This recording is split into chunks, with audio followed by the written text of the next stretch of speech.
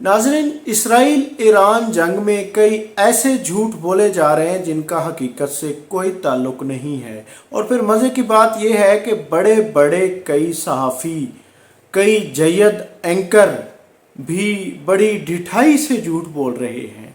और फिर कई हमारे अखबारात, जरायद ने भी उसको शाये किया है। हालांकि उनकी किसी इंटरनेशनल मीडिया ने, किसी आलमी फोरम ने कहीं कोई तस्दीक या उनके हक़ में कोई वीडियो सामने नहीं आई, बल्कि साबका अदवार की बहुत सारी ऐसी फेक वीडियो आई हैं जिनका हकीकत से कोई ताल्लुक नहीं है। बल्कि कई वीडियो का तो ईरान से या इसराइल से भी कोई ताल्लुक नहीं है।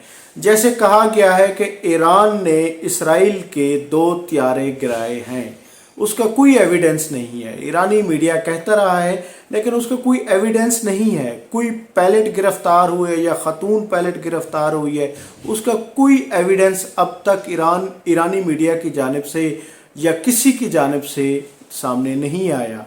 और फिर पाकिस्तान की जानिब से, यानी कि पाकिस्तान में बाज़ लोग कहते हैं सोशल मीडिया पे कि पाकिस्तान की तरफ से कई जहाज़ गए या हमारे पायलट गए और वहाँ पे यानी कि कोई स्ट्राइक की गई, इसमें कोई सदाकत नहीं है। और ये है कि कोई यानी कि फिर ये है कि नेतन्याहू जो है वो फरार हो गया है। इसमें बल्कि पाकिस्तान के हमारे कई बड़े एंकर पर्सन ने भी इस पर वीडियो की हैं। नाज़रीन, इसके कोई शवाहिद नहीं है। नेतन्याहू तो बैंकर में बैठ के, तल अवीव के एक बैंकर में बैठ के उसने तो ट्रंप से बात की है, वो अपने जर्नेलों से, अपनी काबीना से मीटिंग तक करता रहा है। इसमें भी कोई सदाकत नहीं है। और इसके अलावा एक मज़े की बात यह है कि बाज़ यानी कि ईरानी मीडिया, बाज़ सोशल मीडिया पे, इंटरनेशनल सोशल मीडिया पे भी ये बातें गर्दिश कर रही हैं कि आज रात, कल रात या कल तक ईरान जो है एटमी धमाका करने वाला है और फिर वो कोल्ड टेस्ट करके उसके बाद वो इसराइल पे अटैक करेगा।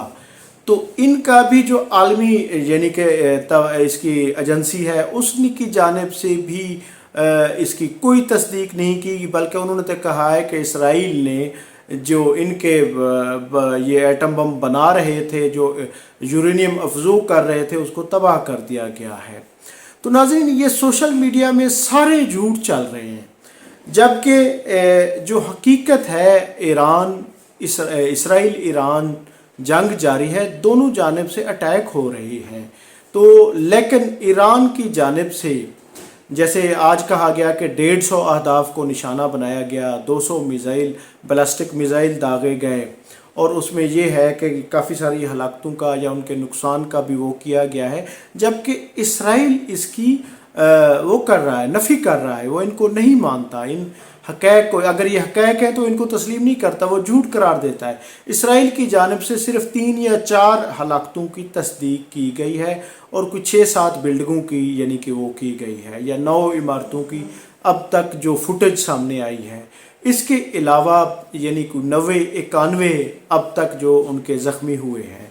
इसके अलावा किसी बड़े नुकसान की इतला नहीं है। जबकि इसराइल की जानिब से आज होने वाले हमलों में तकरीबन 20 से ज़ायद यानी कि कई ईरानी कमांडर भी, फिर साइंसदान भी, कई नुकसान उसका हुआ है, जिसकी ईरान की जानिब से भी तस्दीक की जा रही है। नाज़रीन, ये वो हक़ैक़ हैं जो यानी कि अब तक सामने आए हैं। और फिर इसके अलावा एक चीज़ बड़ी अहम है, मैं अपने नाज़रीन को बताता चलूँ कि 17 से 20 जून को UN का एक इजलास होना है, सलामती कौंसिल का, जिसमें 2 रियासती हल का यानी कि एक वो है कि 2 रियासती हल का इसराइल और फ़लस्तीन को 2 रियासतें तस्लीम किया जाए। इस पर सलामती कौंसिल का जो इजलास है, सऊदी अरब और फ़्रांस इसके मेज़बान हैं। ये हकीकत है कि अब अमरीका कई ममालिक को धमकियां दे रहा है कि इस इजलास में ना जाएं, ताकि ये 2 रियासती हल वाली जो वो है हकीकत में ये तब्दील ना हो सके। अमरीका खुलकर इसराइल के साथ खड़ा है और यकीनन ये एक बहुत बड़ी बदमाशी है, गुंडागर्दी है, और इसको चीन, रूस, सारे ममालिक देख रहे हैं।